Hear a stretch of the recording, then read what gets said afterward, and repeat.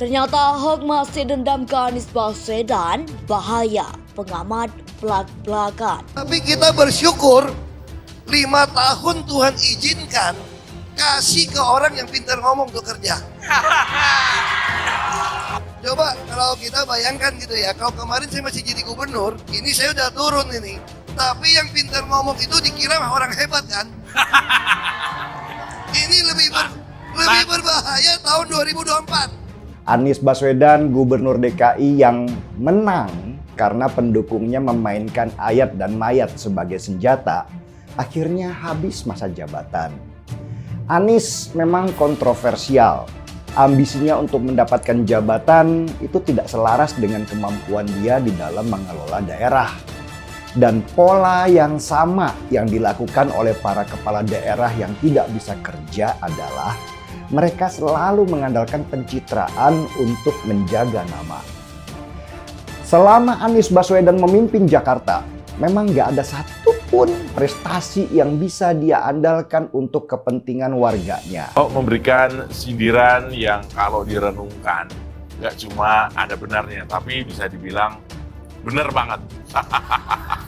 Kelihatannya seperti pemanasan buat menyadarkan masyarakat bahwa sebenarnya ya Anies tidak pantas memimpin negeri ini.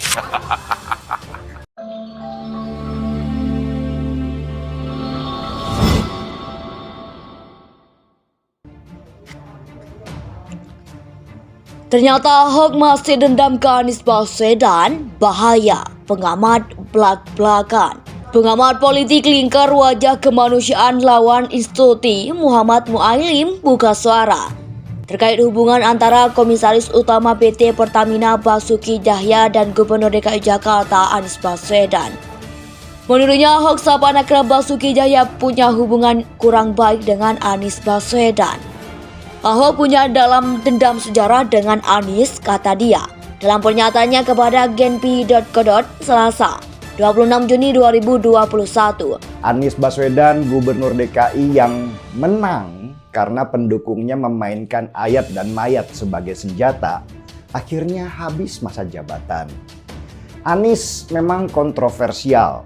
Ambisinya untuk mendapatkan jabatan itu tidak selaras dengan kemampuan dia di dalam mengelola daerah.